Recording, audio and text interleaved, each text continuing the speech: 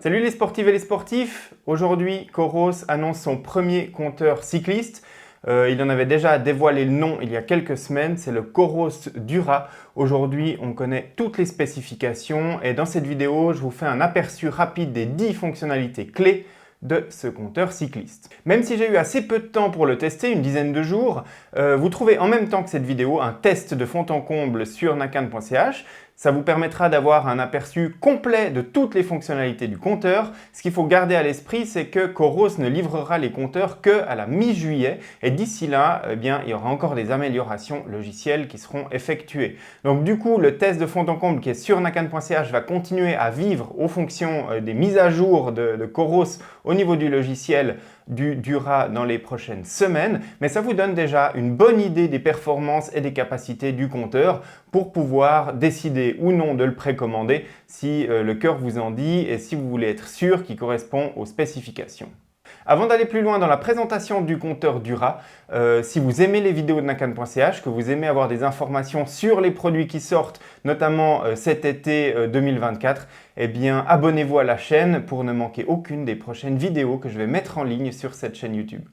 Donc on commence tout de suite avec les 10 éléments à savoir sur ce compteur Coros Dura. Le premier élément, c'est l'ergonomie de ce compteur et puis on trouve dessus la signature absolue de Coros puisqu'on a un bouton rotatif qui avait déjà fait la notoriété de la marque sur ses montres. Eh bien, on retrouve pour la première fois sur un compteur cycliste un bouton rotatif et donc du coup, c'est un des éléments essentiels de l'ergonomie du compteur puisqu'on va pouvoir l'utiliser pour monter et descendre dans les menus, pour faire défiler les pages de données sur les profils d'entraînement. Et puis tout ça vient évidemment en complément d'un écran tactile et puis d'un deuxième bouton qui permet de revenir en arrière et puis d'avoir quelques contrôles supplémentaires sur le compteur.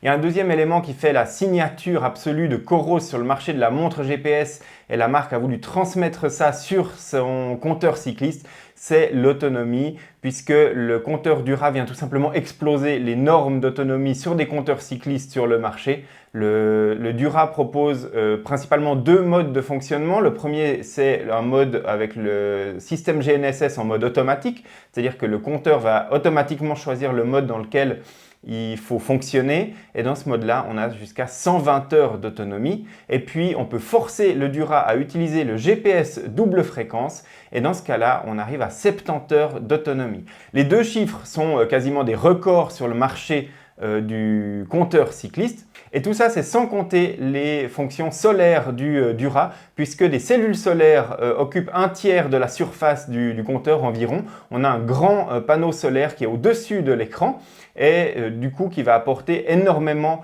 d'autonomie en plus si on est dans des conditions très lumineuses. Coros parle de multiplication par 2 du chiffre d'autonomie si on est dans des conditions de lumière optimale. Prenons un exemple, je roule dans des conditions où le compteur est exposé en moyenne à 75 000 lux pendant 1 heure. Eh bien, pendant 1 heure de sortie, je vais gagner 2 heures d'autonomie supplémentaire pour continuer ma sortie. C'est-à-dire que le compteur, théoriquement, si on l'utilise toujours dans des conditions de luminosité optimale, eh bien, on ne le rechargera tout simplement jamais puisqu'on gagne de l'autonomie au fur et à mesure de la sortie. Moi, je n'ai pas constaté de gain d'autonomie. Par contre, il m'est arrivé de faire des sorties où la dépense de batterie du compteur était à 100% couverte par l'autonomie solaire et donc du coup, le niveau de charge n'avait pas du tout bougé entre le départ de ma sortie et l'arrivée de la sortie, ce qui est déjà une performance assez incroyable. Un troisième élément clé du compteur, évidemment, c'est la cartographie. Coros, qui propose de la cartographie depuis plusieurs années maintenant sur ses montres, eh bien, a transposé cette cartographie sur le compteur. On sait que sur un compteur cycliste, on a plus envie d'avoir de la cartographie routable pour pouvoir nous réorienter si on sort du parcours ou si on décide de changer d'itinéraire. Alors la cartographie sur le compteur elle-même n'est pas routable. Par contre, Coros a trouvé une manière assez intelligente et assez élégante de contourner entre guillemets ce problème puisque si on sort de l'itinéraire qu'on a prévu, on va envoyer un parcours sur son compteur, on va le suivre, mais au moment où on va sortir de l'itinéraire, si on a son smartphone avec soi, le compteur va communiquer avec l'application Coros qui est sur le smartphone, va utiliser les API de Google Maps pour recalculer un itinéraire et puis le retranscrire immédiatement sur le compteur et donc du coup, on a l'impression, si on a son smartphone avec soi, que le compteur va faire un reroutage dynamique automatique alors qu'en fait il va utiliser les services du smartphone. Il faut dire que moi je roule quasiment systématiquement avec mon téléphone avec moi quand je fais une sortie vélo et donc du coup ça va être super pratique. Les personnes qui roulent sans le téléphone ou alors qui l'ont en mode avion ou qui économisent sa batterie, ça va être peut-être un tout petit peu plus compliqué, mais en tout cas avec le téléphone, eh bien, le reroutage est quasiment instantané et automatique.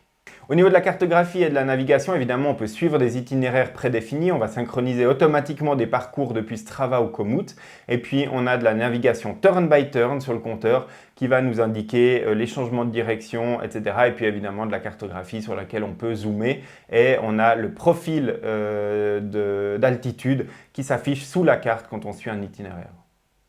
Je parle de profil d'altitude, il y a une fonctionnalité qui est assez intéressante aussi sur le Coros Dura. C'est une fonctionnalité que Coros a nommée Climb View qui permet de détecter les montées sur un parcours qu'on est en train de suivre, à la manière de Climb Pro par exemple sur les compteurs Garmin, et puis nous indiquer le profil et la distance restante dans la montée qu'on est en train de suivre et puis découper ainsi la sortie en différentes montées. Ça nous permet de mieux gérer l'effort dans les montées par exemple. Au niveau de l'affichage, le compteur est équipé d'un écran transflectif MIP et donc du coup, plus les conditions sont lumineuses à l'extérieur, plus on roule au soleil, plus l'écran est lisible.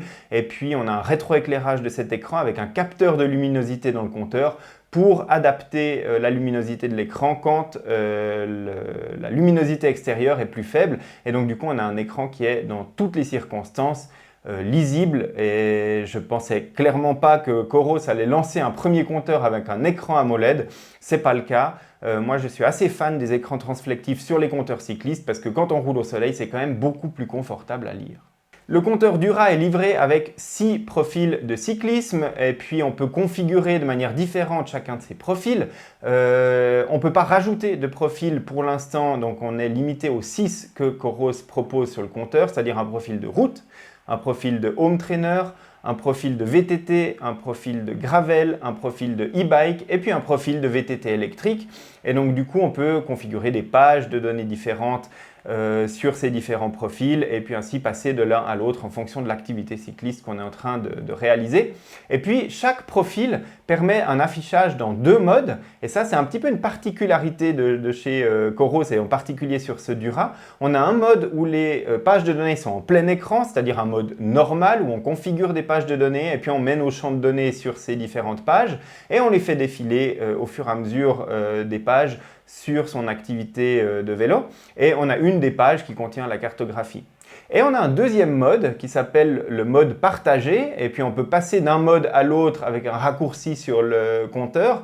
Et dans le mode partagé, on a la carte qui est affichée sur 2/3 de l'écran et puis 2 champs de données personnalisables. Et là, on peut configurer plusieurs pages avec ces 2 champs et puis on ne fait défiler entre guillemets que ces 2 champs de données dessous. La carte reste l'élément principal sur le compteur. Donc quand on fait principalement de la navigation sur carte, c'est un mode qui peut être intéressant. On doit passer manuellement d'un mode à l'autre pour passer du mode plein écran au mode écran partagé. Un élément essentiel, c'est l'intégration dans tout l'écosystème de Coros. Ça veut dire non seulement l'intégration à l'application Coros pour suivre ses statistiques d'entraînement, pour analyser ses activités, pour configurer le compteur, ses profils sportifs, etc. Et aussi l'intégration à une éventuelle montre Coros qu'on pourrait posséder, par exemple le partage de fréquence cardiaque de la montre vers le compteur, même si je ne le recommande pas forcément, je recommande plutôt d'utiliser une ceinture de fréquence cardiaque pour les activités de vélo, mais on peut tout à fait partager la fréquence cardiaque de la montre vers le compteur. Et puis un autre mode dans lequel ça c'est intéressant, c'est que par exemple si je fais un triathlon, eh bien je peux enregistrer mon activité de cyclisme sur ma montre et utiliser le compteur Dura comme simplement affichage des portées de la montre. Et donc du coup si je fais un triathlon, tout est enregistré sur ma montre Coros. L'écran sert uniquement à déporter l'affichage de la montre pendant la partie vélo et comme ça à la fin j'ai une seule activité qui est enregistrée, donc l'activité de triathlon, mais je peux avoir le confort de lire mes données d'entraînement directement sous les yeux sur le guidon, sur le compteur. Le Coros Dura est compatible avec de multiples types de capteurs. On trouve une compatibilité avec les capteurs de puissance et on peut afficher des données de puissance sur ces pages de données. On a une compatibilité avec les transmissions électroniques sur lesquelles on peut afficher ces rapports de transmission, par exemple ici sur mon DI2. Et on a une compatibilité avec tous les capteurs classiques, c'est-à-dire vitesse, cadence et fréquence cardiaque. Le compteur est compatible avec les normes ENT+, et Bluetooth. Et en plus de tous ces capteurs, le Coros Dura supporte les radars cyclistes, c'est-à-dire qu'on peut le coupler à un radar Varia de chez Garmin par exemple, ou alors avec le radar de chez Brighton. Et puis on a un affichage et une notification des véhicules qui approchent derrière le compteur en temps réel. Pour l'instant, l'intégration ne concerne pas les réseaux de feu. On ne peut pas forcément configurer très finement le mode de fonctionnement de son feu sur le compteur, mais j'imagine que ça va arriver. On a déjà le support des radars, ce qui est déjà une très bonne chose. On a un support de l'altimètre barométrique et donc du coup on a plein de données d'altitude qui sont disponibles dans les pages de données du compteur, les gains d'altitude, la vitesse ascensionnelle, etc. Et donc une courbe d'altitude à la fin de sa sortie qui est a priori beaucoup plus précise que si on avait la mesure d'altitude au niveau GPS. Ça c'est pas vraiment une surprise puisque toutes les montres Coros ont également un altimètre barométrique déjà intégré. Ça aurait été vraiment une grosse surprise que le compteur cycliste n'intègre pas un altimètre barométrique.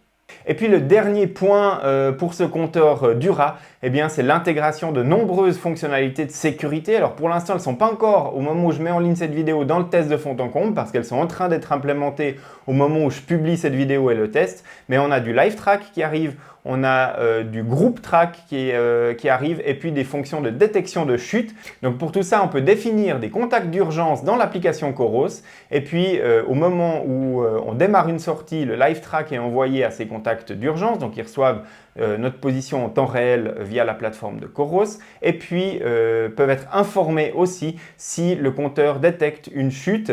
Et puis si on est plusieurs à utiliser des appareils Coros dans le groupe, en tout cas le compteur Dura, pour l'instant c'est le seul à avoir cette fonctionnalité, eh bien on peut configurer du groupe track et puis configurer un groupe de cyclistes dans l'application Coros pour qu'on sache exactement qui est où à un instant T. Donc voilà pour les 10 points essentiels à connaître sur le Coros Dura qui est annoncé aujourd'hui. Je vous rappelle que le test de fond en comble de ce compteur est en ligne sur nakan.ch, que c'est un test qui va continuer à évoluer au fur et à mesure des mises à jour logicielles de Coros au cours des prochaines semaines. Le compteur est en précommande dès aujourd'hui pour 289 €. C'est un prix très compétitif quand on regarde par rapport aux autres compteurs du marché qui offrent un niveau fonctionnel équivalent. Et puis les premières commandes seront livrées à la mi-juillet avec la version définitive du logiciel. Donc d'ici là, le test de fond en comble sur nakan.ch sera largement mis à jour, puis j'aurai probablement déjà mis en ligne quelques vidéos spécifiques sur les fonctionnalités du Coros Dura. Merci d'avoir regardé cette vidéo. Si elle vous a plu, n'hésitez pas à vous abonner à la chaîne de nakan.ch sur YouTube.